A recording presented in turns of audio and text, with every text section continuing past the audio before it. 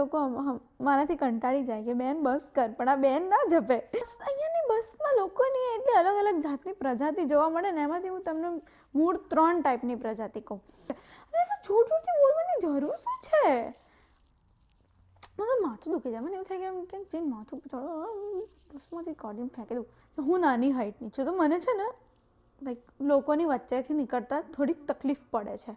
Hi friends, જય શ્રી કૃષ્ણ. કેમ છો બધા? હું છું સાક્ષી અને તમારું મારી નાની સી દુનિયામાં બહુ બહુ સ્વાગત છે.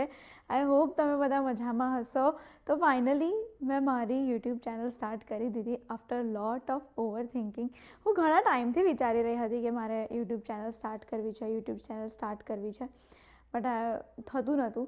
પણ એક રીલ જોઈને પછી અંદરથી આમ મોટિવેશન આવી કે ના ભાઈ કરવાનું તો છે, કંઈ પણ થઈ જાય. તો આપણે હવે વિડીયો શૂટ કરવાનો સ્ટાર્ટ કરી દીધો છે. થોડો કોન્ફિડન્સ આવી ગયો છે કે શું બોલવાનું શું નહીં બોલવાનું થાય છે ધીરે ધીરે.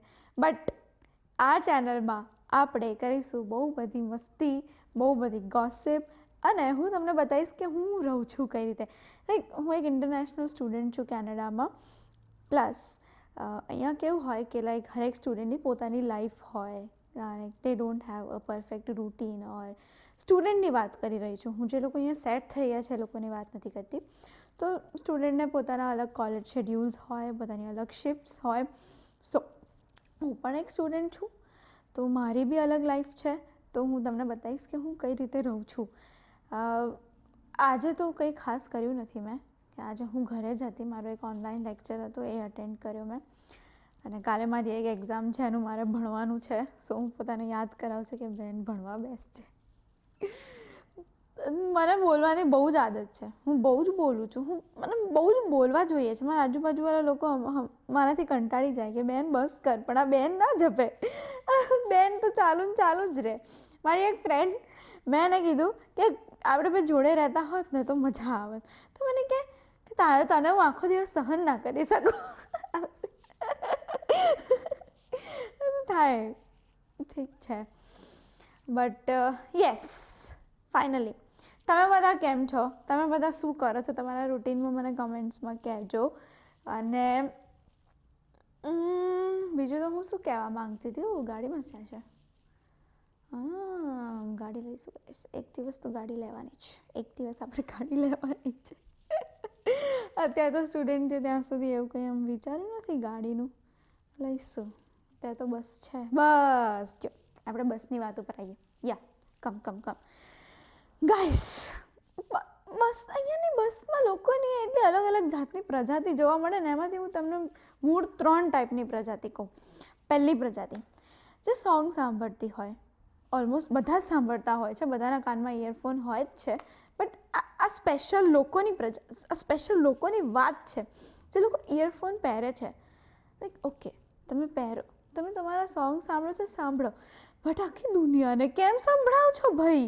નથી સાંભળવા અમને તમારા સોંગ. અમારું માથું ઓલરેડી ફાટી રહ્યું છે, અહીંયા દિવાલ ઉપર માથું પછાડવાની ઈચ્છા થાય, અને તમને સોંગ સાંભળવા છે.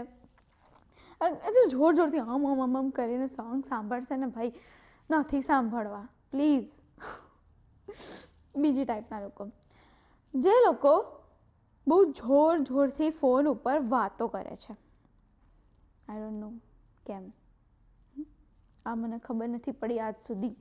ભાઈ અમે થાકીને આવ્યા છીએ, અમારામાં એટલી એનર્જી નથી કે અમે લોકોની ગોસિપ સાંભળી શકીએ.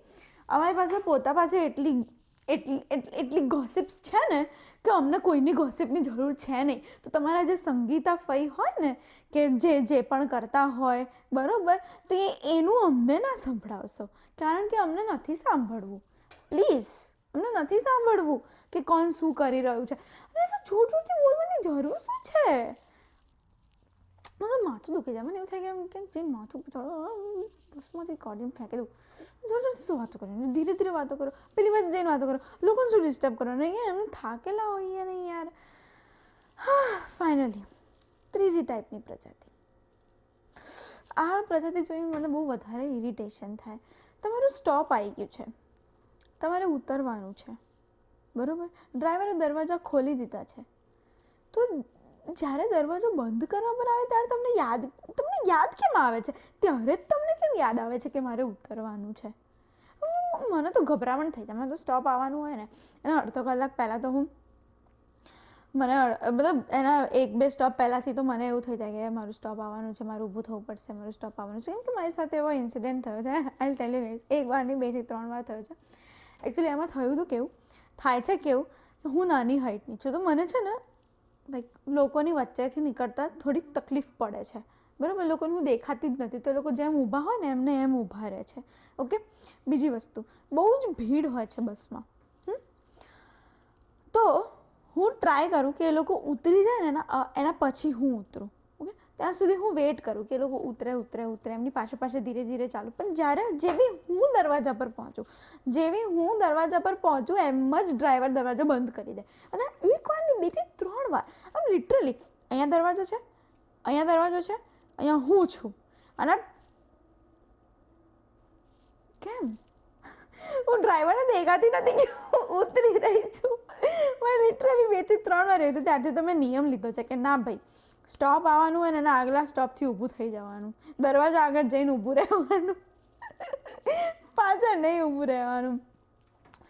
આવું છે બધું. અને લોકો ખબર નહીં કેમ ના બેસી જાય છે. મને તો એવું થાય, બેસી કેમ ના શકો છો તમે લોકો? એનીવેઝ ગાઈઝ, કહો તમે લોકો તમારું કેવું ચાલે છે, મને કમેન્ટ્સમાં જણાવજો. ઓકે,